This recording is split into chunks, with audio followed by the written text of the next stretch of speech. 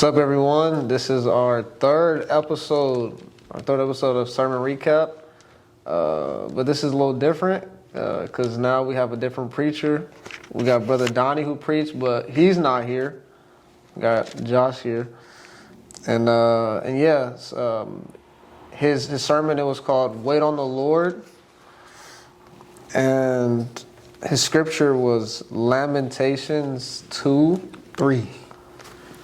We were just talking about this. We were just talking Lamentations 3, 22 to 26. So, and it was on "Wait on the Lord." So, what does that scripture have to do with "Wait on the Lord"? Yeah, well, first we got to mention that this was a part 2 to a sermon that he spoke 2 years ago.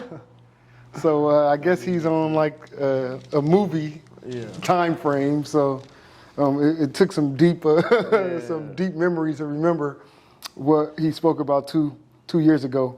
But he did come from Lamentations 3, 22 through 26. I think it'd probably be good for us to read it just so we can be like refresh our mind with it. It says, "The steadfast love of the Lord never ceases. His mercies never come to an end. They are new every morning. Great is your faithfulness. The Lord is my portion, says my soul. There I will hope in him. The Lord is good to those who wait for him, to the soul who seeks him. It is good that one should wait quietly for the salvation of the Lord." I think you can see right there in verse 25 and 26 why he entitled his sermon, "Wait on the Lord." So I thought the sermon had its good points, and I wrote some down. You write some down? Yeah, so I know he brought up the point about, he started off talking about, like, COVID. Yeah, so he did, because I think because when the first message was about when the pandemic first hit. About when the pandemic first hit. And so talking about waiting on the Lord to send a deliverance from the coronavirus pandemic. Yeah. So, and he just talked about how we should, during that time, wait patiently. What we do. I think I wrote down his first point there was about how are you waiting, right? And he says biblical waiting includes praying and depending on God. And so that was something that we did experience during those kind of 2 years, is that we were waiting on some kind of deliverance, and we had to pray because we did miss things. We missed fellowshipping with each other the way we wanted to. Yeah. So biblical waiting does include doing something, and that was praying that God sends a deliverance. And when we're experiencing that today, I mean, look at us. We're in this room together, going over this sermon recap.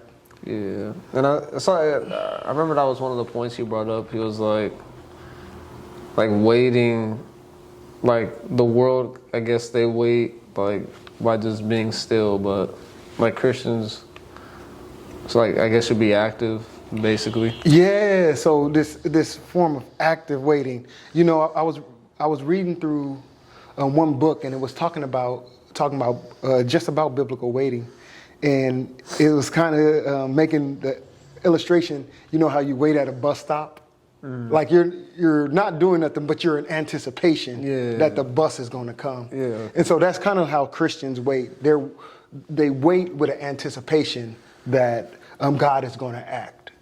So that's why we're not just standing still hopelessly, but in our waiting, it displays our hope. And so you already brought up one of the points, and he said he had 7 points. First, I don't know how he gets to 7 points. If I had 7 points, how many sermons would that? 3 sermons right there. Yeah, but he gets through 7 in one. He did it. In one setting. So you want to hit some of these points? Yeah. All right, let's hit some of these points. So, one was on acknowledging God's sovereign control over all things. Yeah. So yeah, can you just go into detail about that? Yeah, so the first point was biblical waiting. The first point was acknowledge. Biblical waiting is acknowledging God is sovereign over everything. So saying that it's nothing that we can do about our current situation. So we have to, when we're waiting on God, we have to submit and say, God, you are reigning over everything, whether it's my problems, whether it's a decision that has to be made. God, you are reigning over that. And so you're just waiting for an answer from God. And waiting for clear direction from him. So that was a good point. I got one for you, Brendan. His third point was seeking spiritual strength from the Lord. Right? Biblical waiting is seeking spiritual strength from the Lord. So that one that I found to be pretty pretty heavy in application for myself, right? Because sometimes we do get weary when we wait. You know what I mean? Yeah. Like if God doesn't answer when we think we should, we get kind of weak. Our faith is not as strong as it should be. And so when I saw that one.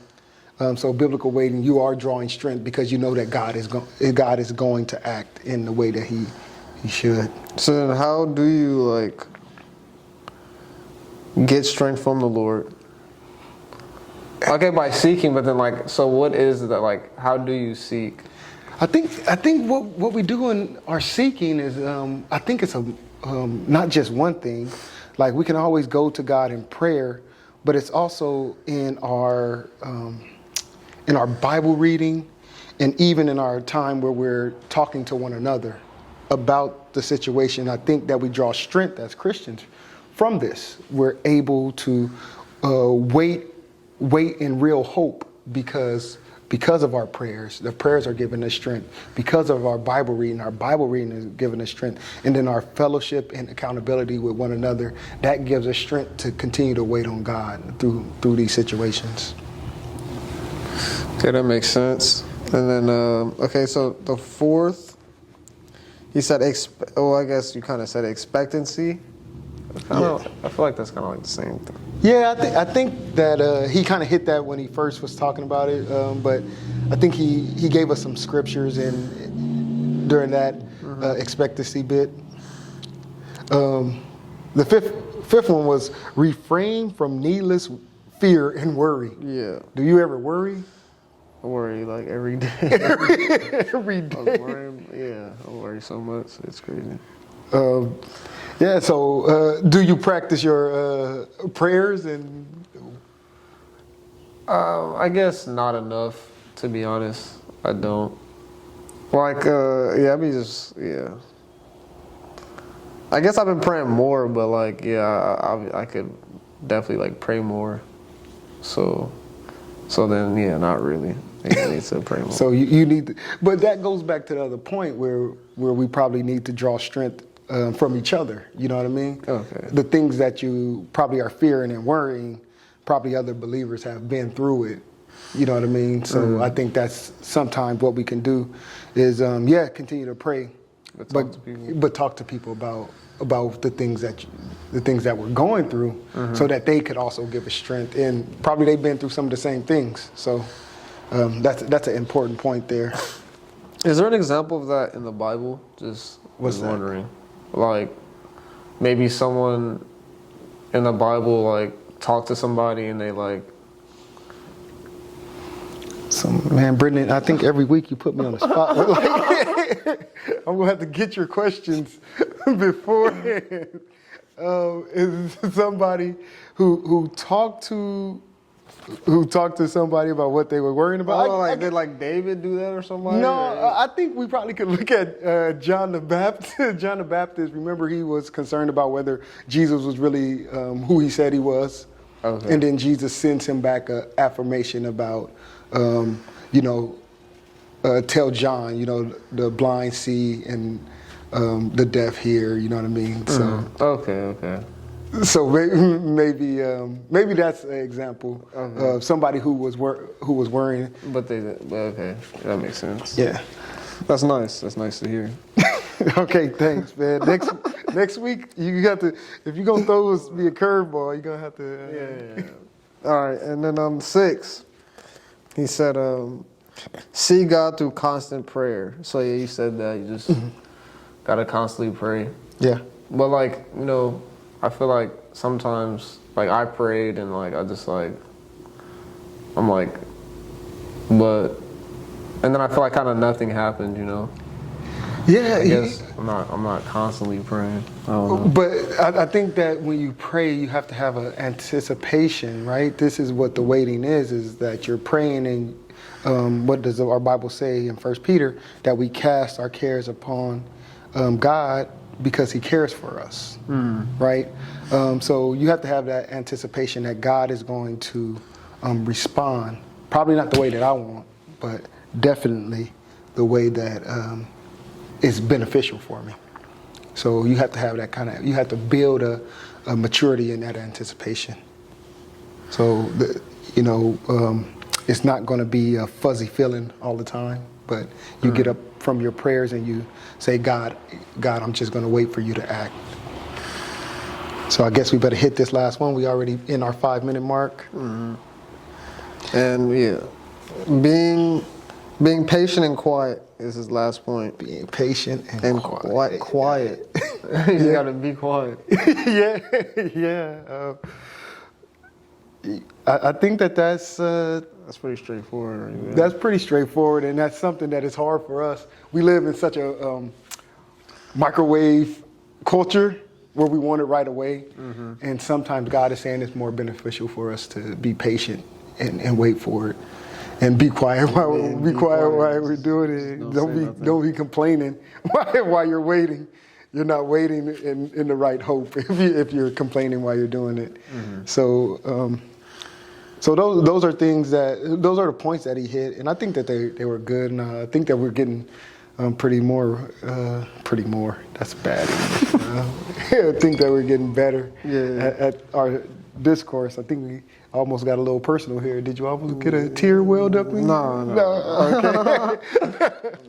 It's not that. No. Well, we thank you guys, and we'll see you guys for episode 4. Yep. We should have a very interesting one. Pastor Jeff is speaking. Man.